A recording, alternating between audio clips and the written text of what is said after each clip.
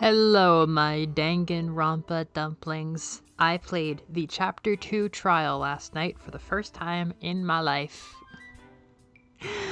It took like 3 hours, and I'm gonna go insane if I don't talk about it right away. So, I'm gonna talk about that. Spoilers for Danganronpa 1, Chapter 2 and 1, and also the whole series indiscriminately because I've been spoiled on a lot of really, really random things throughout this entire series. Also, I have spoilers for everything. Get out of here. Get out of here if you don't want spoilers. What's behind this image is not just a spoiler, but it is a real account of what happened last night during the trial I just mentioned, and it may be upsetting to some viewers. It's possible, so brace yourselves. Leave if you're not ready, and let's dive right in. 3, 2, 1. Now I know this may be a lot to take in right now. I know this may be a lot to take in right now. This is our court lawyer artist's impression of the events. What happened last night? I played a trial in a Danganronpa game, and Mondo was the one who got executed. And that's only because Togami didn't get executed. And that's only because Toko / Genocider Show is what I will be calling her now, did not get executed. Because the Game Grumps made me think that Celeste killed Chihiro for numerous reasons. For the reason of, new spoiler, maybe this is gonna help make the whole video more lighthearted. Chihiro is some kind of fucking ghost now. I think I saw this get spoiled. The concept of Chihiro being a ghost is somehow not, new to me. When I saw it, it was like somehow not surprising. So I'm starting to think that Chapter 3, which I've only played the first couple minutes of, involves Chihiro being a ghost, and I suppose Celeste being on her shit, which is why there is a video titled Game Grumps Danganronpa Chapter 3 Highlights. That thumbnail fucked me up because I thought that Celeste killed Chihiro in that chapter. There's no reason in game that you would have been predicting her to be killing Chihiro, but I was dealing with that until I got completely girt, because after the first trial I thought that we were going to ease our way into more complicated things, and basically the entire crime scene, as I mentioned last episode, was set up to make it look like Genocider Jack in English, but I have now been playing, I'm hearing the name over and over again, Genocider Show. Almost perfectly set up to emulate the killings of the famous serial killer, Genocider Show. Which to me, knowing who that character was, I was like, okay, I see what's going on here. However, the reality is that this bastard, the man formerly known as that rich guy, Togami Byakuya, is evil in like an eviler way than most villains. He fucking framed Toko and Sho on a whim to no benefit to himself. Oh my god, I'm going to get into that. But he saw, I believe, again, we are going to get to the point where I've been playing for like 4 hours, and I bat like 80-85% with Danganronpa in Japanese. There are unfortunately some things I definitely didn't read or misunderstood, and one of them is the nuance of, I think he knew. I believe he knew. I am almost certain that he knew that Mondo killed Chihiro, which is completely out of left field unless you caught one specific thing that Kyoko caught that technically I could have caught, but I wasn't paying attention.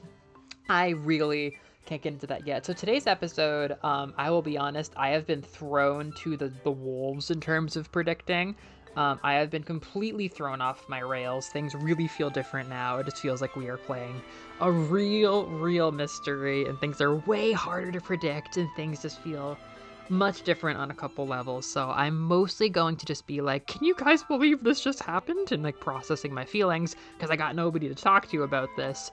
And I will do an updated favorites ranking. It's been a general decrease with a couple really strong spikes, or maybe just one really strong spike, I suppose. And then, like, I'll try my predictions. I have things to say, but you gotta give me a minute. I gotta wrap my head around this one. So I guess to start with, I guess my favorite part, Celeste is no longer very important at all. Oh my god, hype moments and aura, Genocider show. So I was already saying that it was really, really funny to me to, as early as chapter 2, have this game be like, yeah, by the way, there's this famous urban legend serial killer, and we have damning evidence that they are here.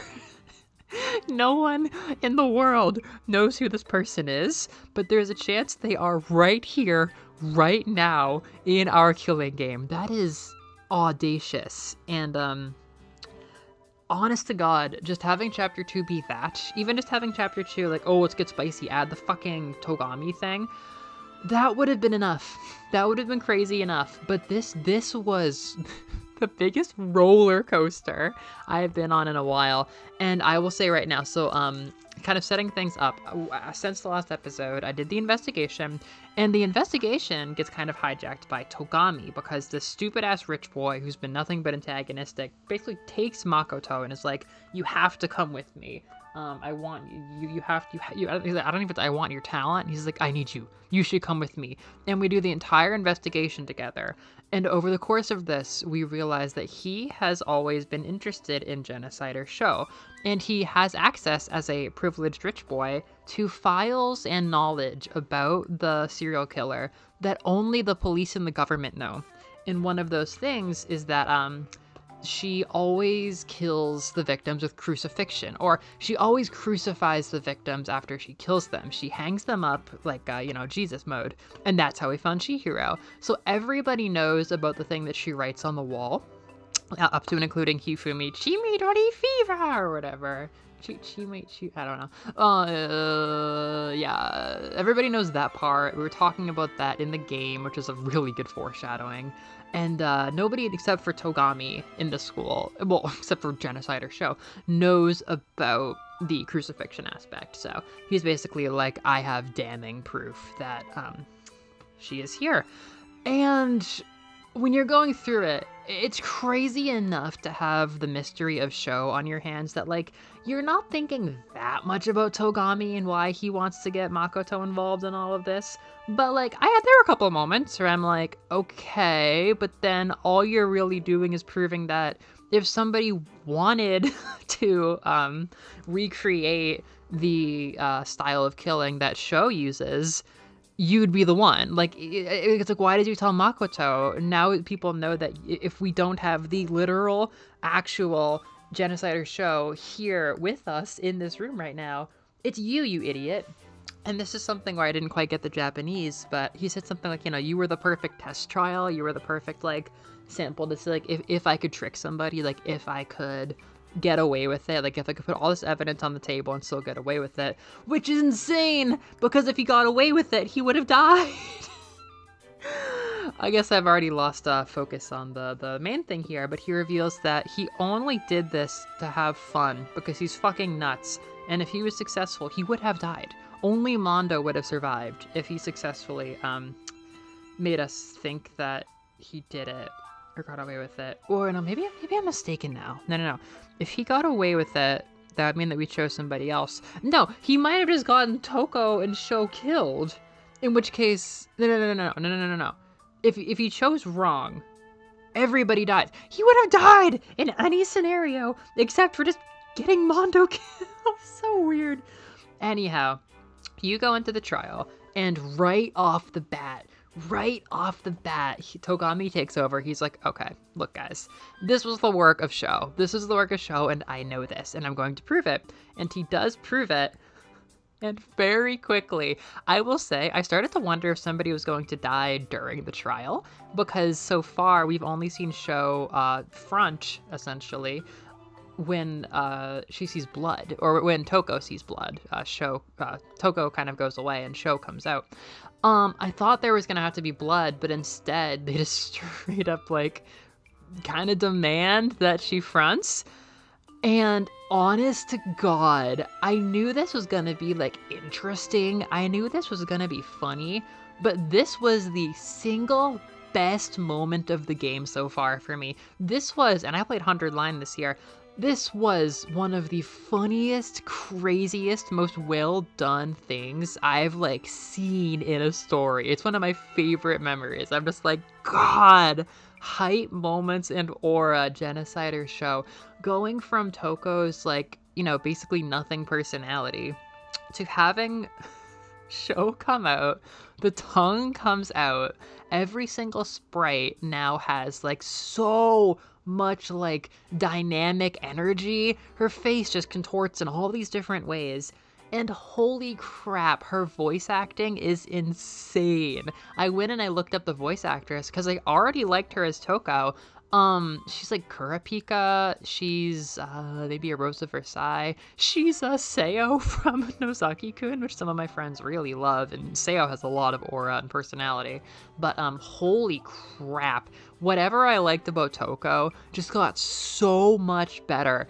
And even though she's terrifying, I very quickly was like, now you go, girl, like, woo, like, you got this, you're so fun. And when things really changed was like, I was assuming, basically, okay, the whole thing here is the mystery of Sho, and then she killed Chihiro, so she dies. The reason that I say this was such a hype moment is the moment when I started to think, hold up, wait, no, she's kind of cooking. Nope, she's kind of cooking. Did Togami do this? I only vaguely began to suspect Togami during the actual investigation, and then during the trial, she's like, "Oh yeah, no, I am Genocider Sho, but I didn't do this." What do you mean? Like, this can't be. You're not a character. You're a plot device. This can't happen. Wait a minute. Wait a minute. There are just these banger fucking lines where it's like, okay, well, show me the files, you fucking show otaku. Show me the files. And I did notice this. I noticed this. They show you a couple examples of people that Sho has killed, and they're all men, and they're all killed with these very fancy scissors. And I thought that was very distinct, but that didn't pop up as like a piece of evidence, or if it did, I didn't read it in Japanese. I didn't bother to do that.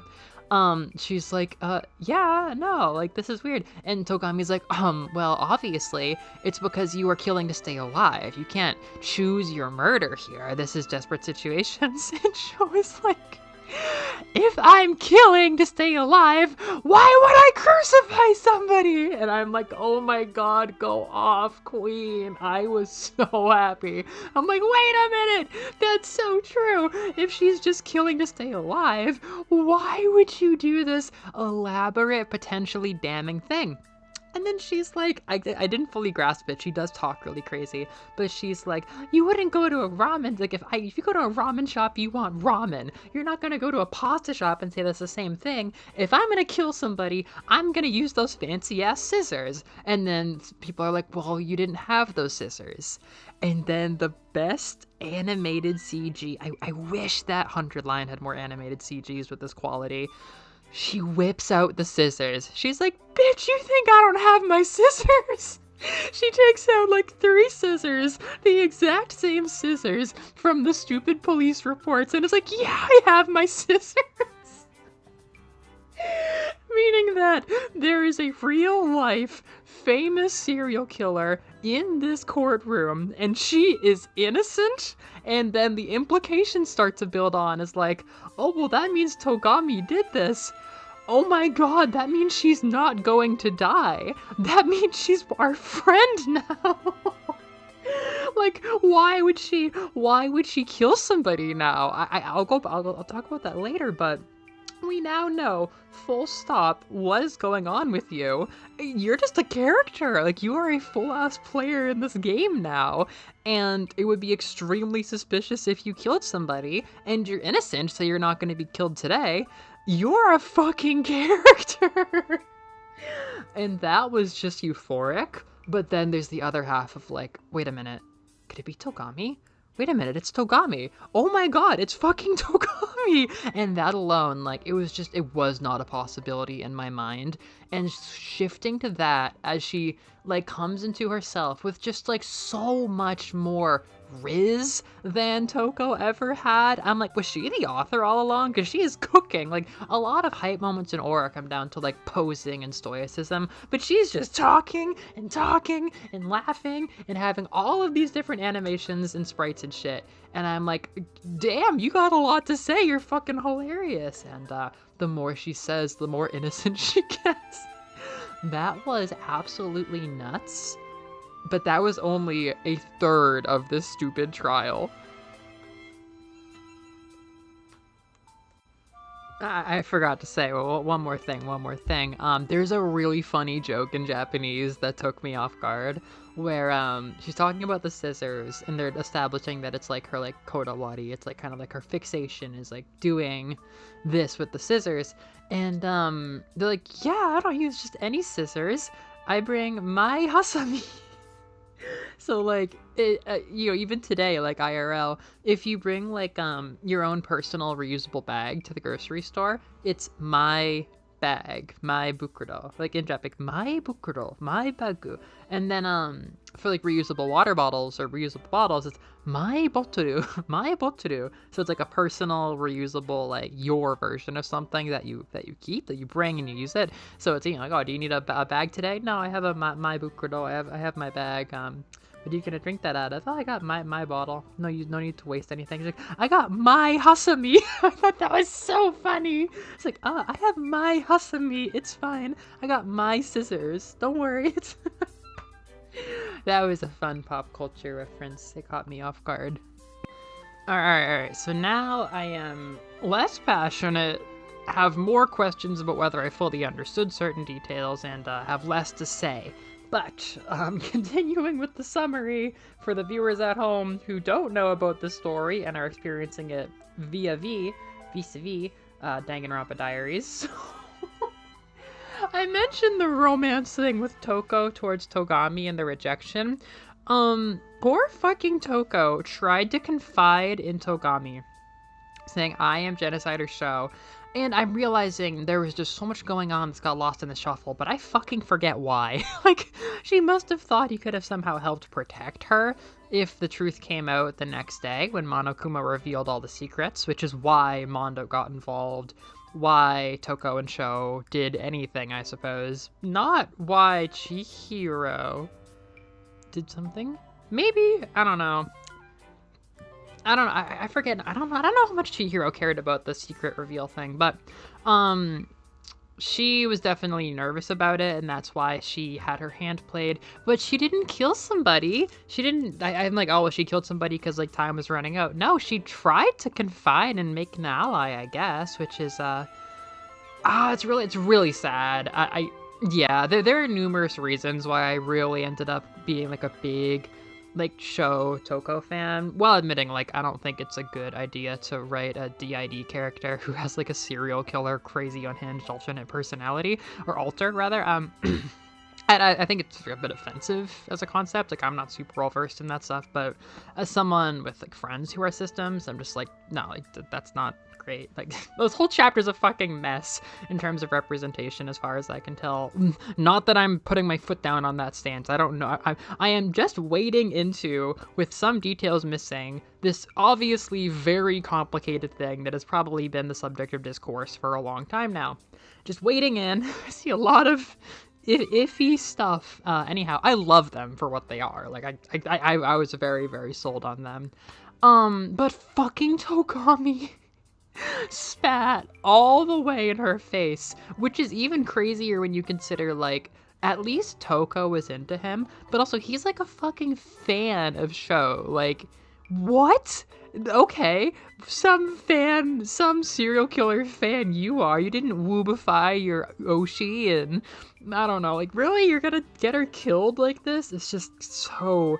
I don't get it. I don't get why she confided in him. Except for, like, okay, I guess that kind of makes sense. You wouldn't want to be totally alone. And of course he said like, oh, I just framed her to make it funny. But Togami walked in after the actual murder happened, saw Chihiro's body, moved to the women's room. I guess I'll talk about that. Mondo killed her, killed them. Yeah, this is fun. Killed Chihiro in the boys' room and then moved them to the girls' room. Presumably the borrowed female electric student card that lets you into the women's room was just on the floor or something, because he went in there and set up the whole crucifixion, because there were obvious signs that Togami set up the crucifixion and the chi whatever fever on the wall. He just did that to be an asshole. This guy's crazy. He is down to the first ever -1 in the stock market because he's just awful. He spends this entire chapter with you, just forcing you to go around. He doesn't become any more likable. And then what he reveals is that he tried to throw this poor girl under the bus. And it is just so sad. It is evil. It is evil what he did, and for no damn reason.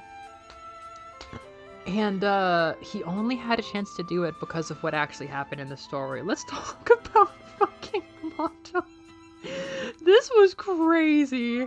This was really out of left field. I had the thought, I'm like, oh, Mondo's strong.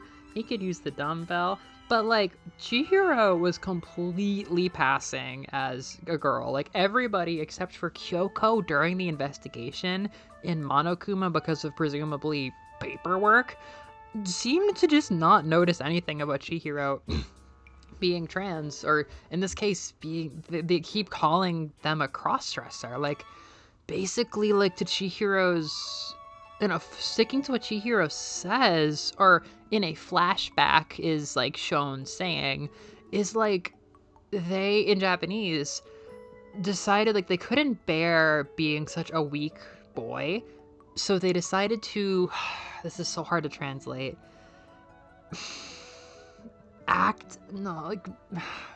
perform the role of a girl, like, onna no kako ni shita, like, chose to take on the, not just the appearance, but, like, the identity, chose to take on the identity of a girl. And they did this not for euphoria based on the things that I read in this chapter, things that I understood at least.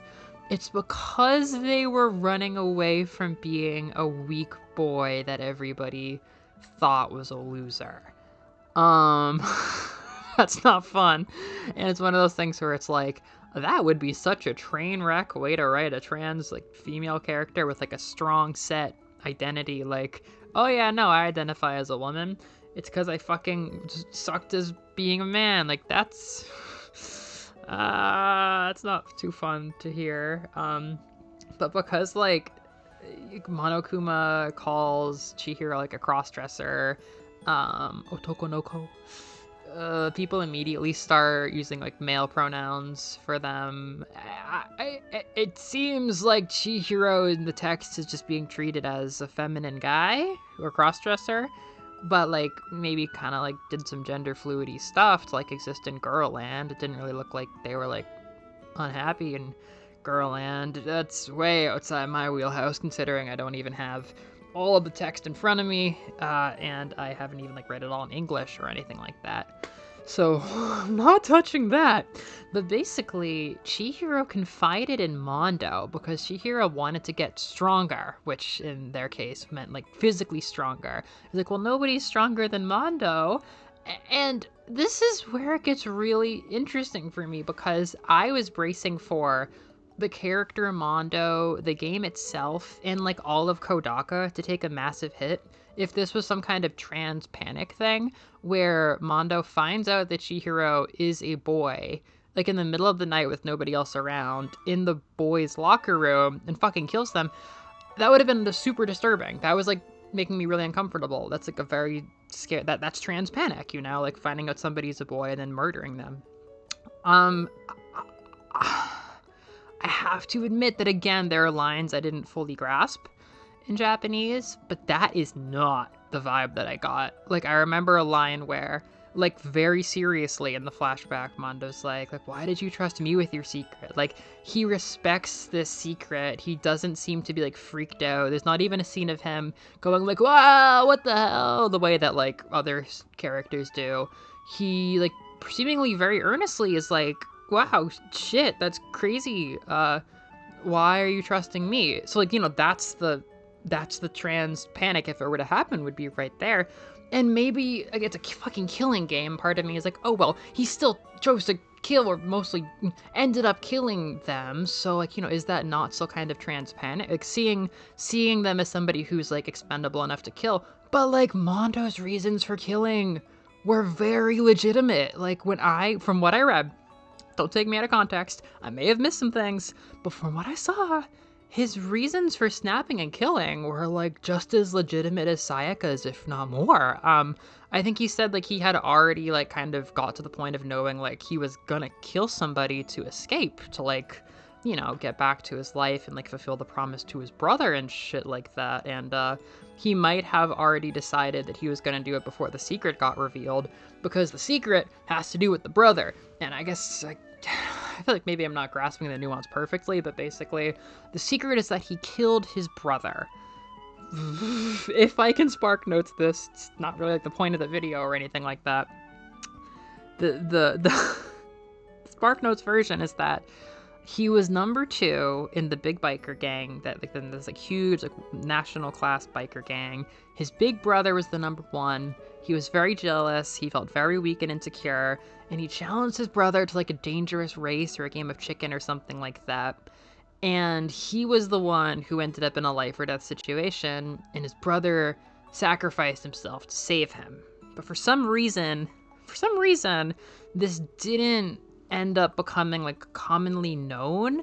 Like, I don't get how it didn't. Like, one day the brother's not there anymore, and this entire gang is like, yeah, whatever, we'll follow the little bro now.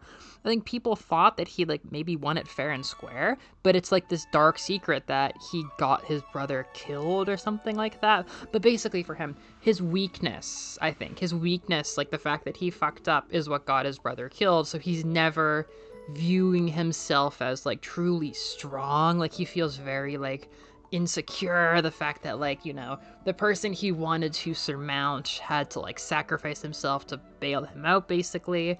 And now I guess he'll never be able to be as like strong as he really wanted to be. I feel like that's a pretty safe reading, basically. But he has a whole complex about this, and basically at the end of the day, he's so there's a thing where Chihiro very, very earnestly is like, I want to face the weak part of me and get stronger, and I want your help to do that.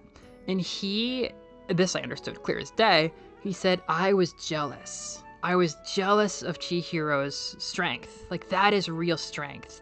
The strength to face your weakness directly and work on it is a strength that I don't have.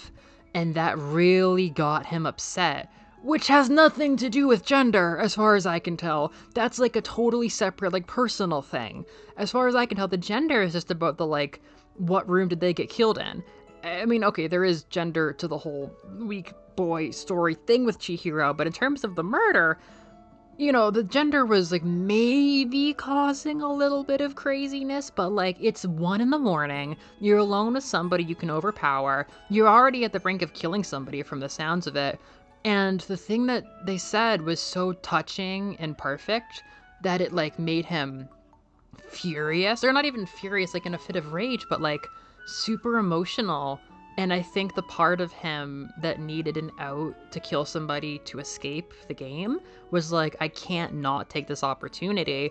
And he says he like felt like he blacked out when he did it, and he seemed extremely remorseful during the trial when he admitted to it. Like, he was not anything like Leon. He wasn't like defending himself like that.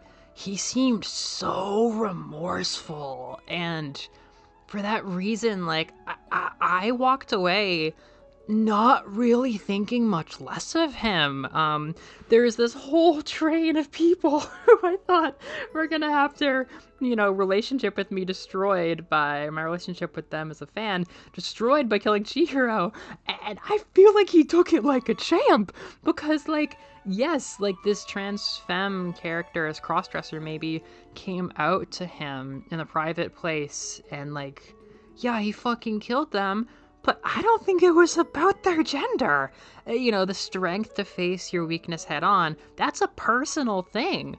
So, like, maybe, like, you wouldn't have killed them if they were cis and you had more respect for them. Like, I kind of could see that angle. But when I read this, like, that wasn't the point of it to me.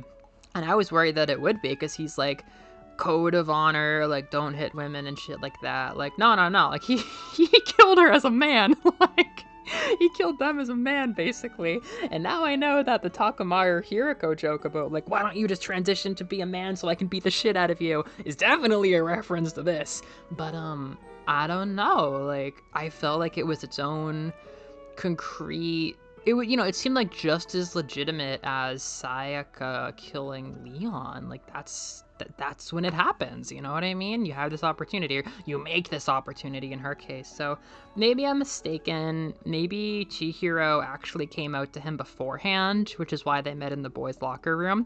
It's possible that he had time to process that news, so it wasn't, like, even remotely trans panicky. But I mean, also, trans panic is usually like a romantic thing. Like, it's usually like, a little different. You're a little bit more invested in the person you're freaking out about.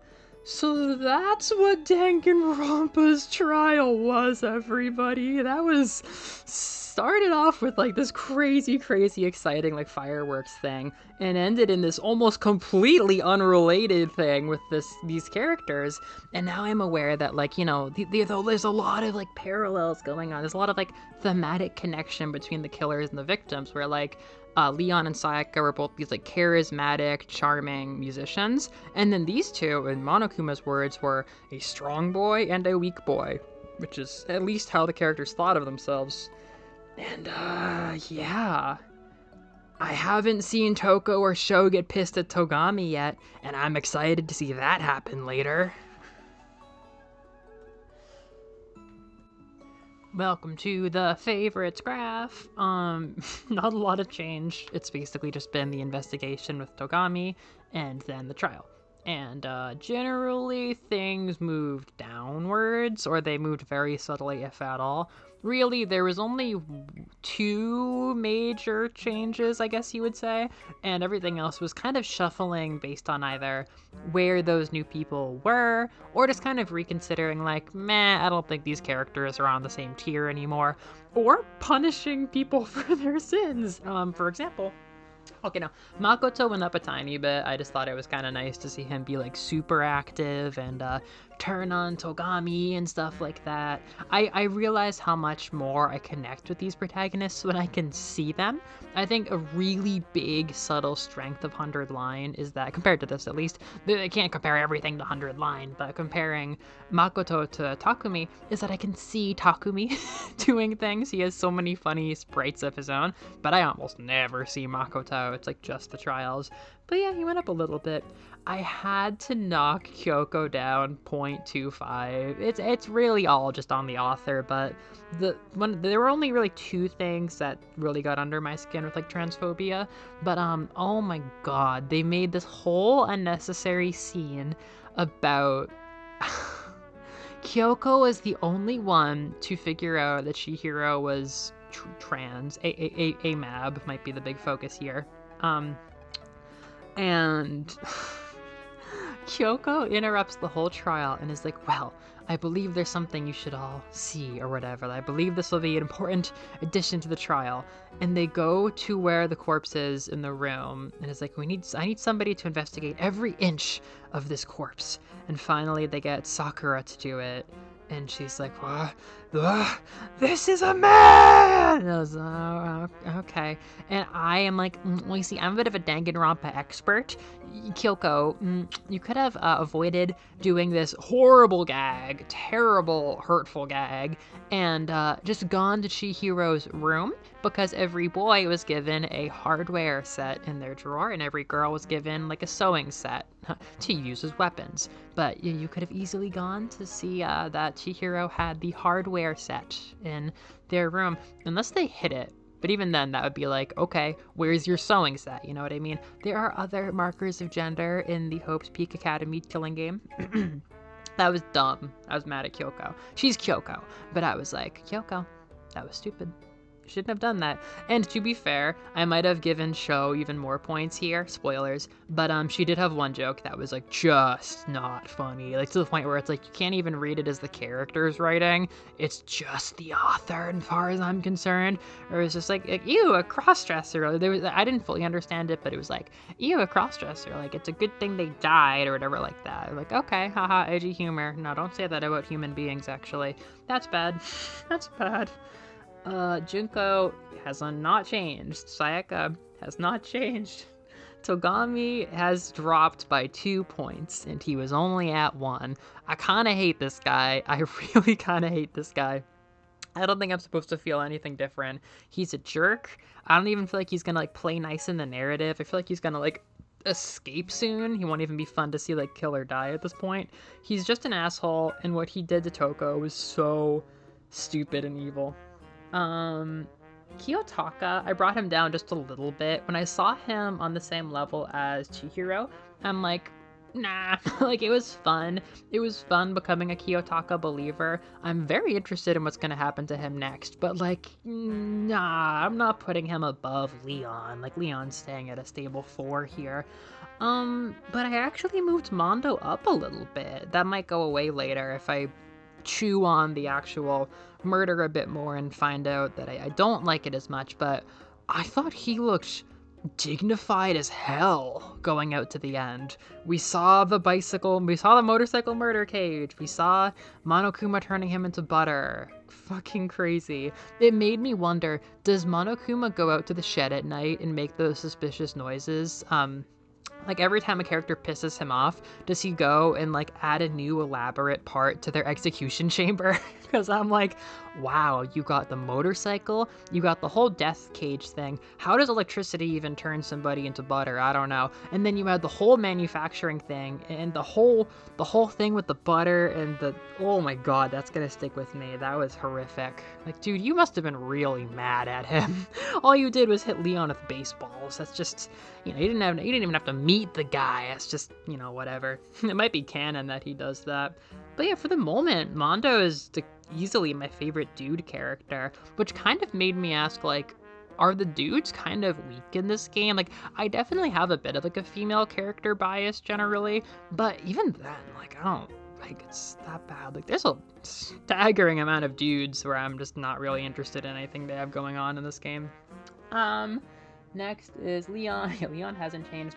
I brought Celeste down a little bit. Not much, but when I moved Sho and Toko up to 7 because I was so hype, I was like, Celeste really 7.5? I don't know, like I've gotten pretty used to her as she is. She wasn't like especially fascinating during the trial. She's just Celeste. And there's 2 things I'm becoming concerned about with her. Not as bad as killing Chihiro, but I'm a little bit worried that they could do one of two things to make her just not really get the mileage she could have had.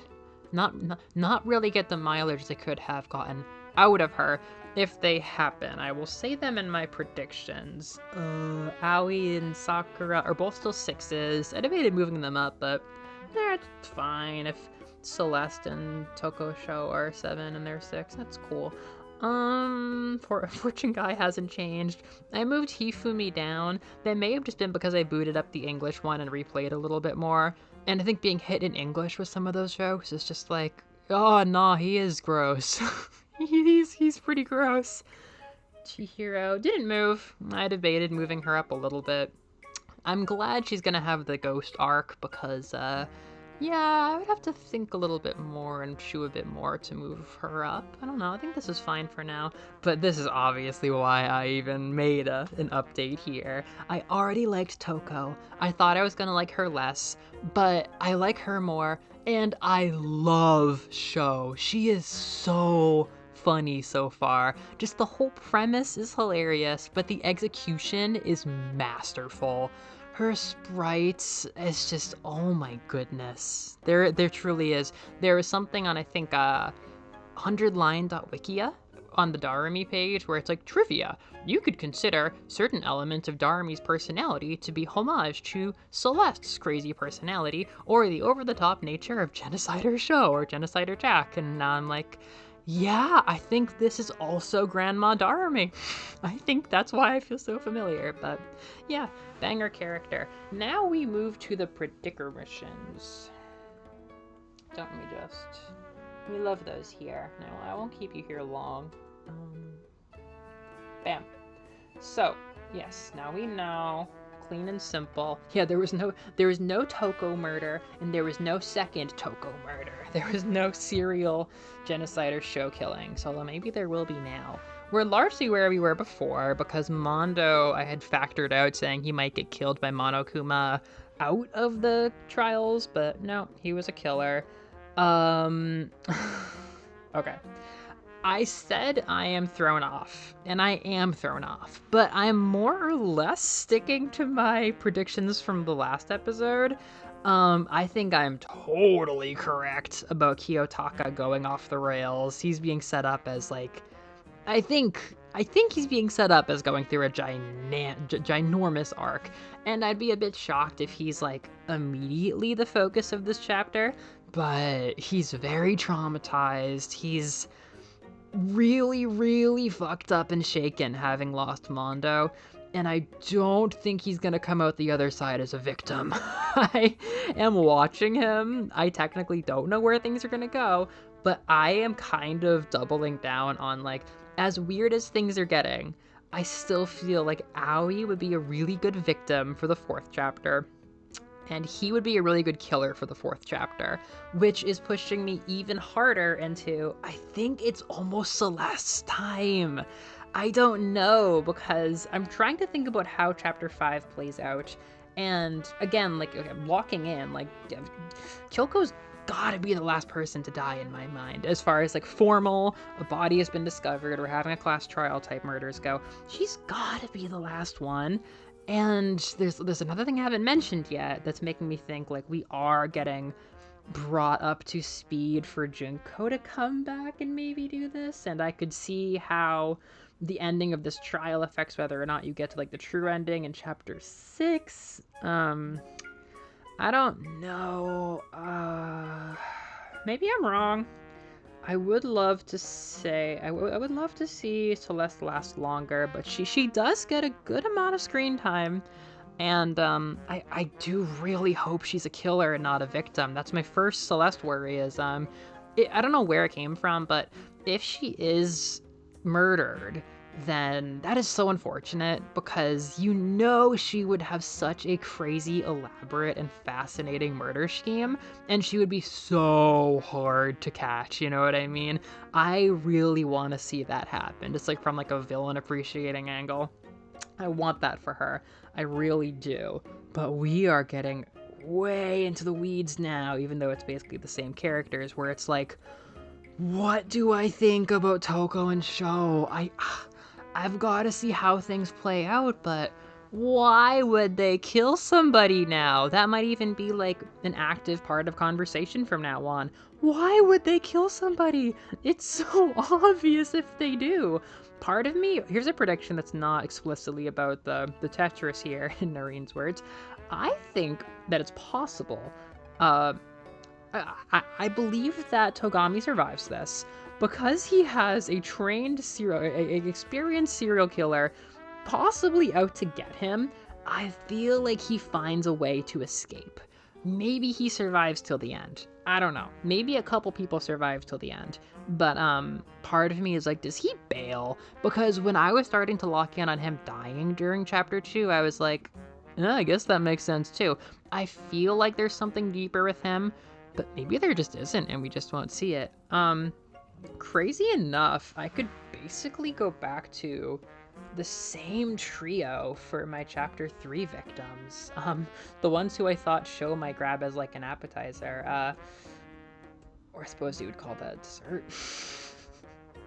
I don't know.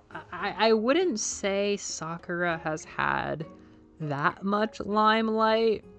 I don't know. The preview for this chapter had these two. Hifumi and Sakura were in the like preview image. Not that that means a lot, but you know, they did highlight Togami with the little chapter art for chapter 2. It was very vague, but Togami was there. I don't know. Is he? I don't think Hifumi's gonna be a killer. So I don't know. Also, the fortune teller guy just stepped up to become a leader for whatever damn reason. So he might really become a more dynamic character as time goes on. But I don't know. I've thought about it. Like, you know, who would be an interesting. Okay, yeah. Who would be an interesting foil? Who would be an interesting thematic connection? With Celeste and Sakura, you would have a kind of brains versus brawn thing, right? But I think the most interesting pair for Celeste would be the fortune telling guy, because a gambler and a fortune teller, you know, they seem very opposite on a very similar thing. One person is trying to calculate all possibilities, one person is trying to just predict it. They both have a focus on like knowledge and outcomes and stuff. However, I don't know that I'm ready to see that actually happen. It's possible that we get something like this. By the way, I thought that Aoi was gonna die. There was this interlude that I keep alluding to that involved Aoi like going to get like food from the cafeteria at midnight, hearing the suspicious noise, and then seeing Chihiro ghost. And it opened up with the grossest little like CG like little art I've seen.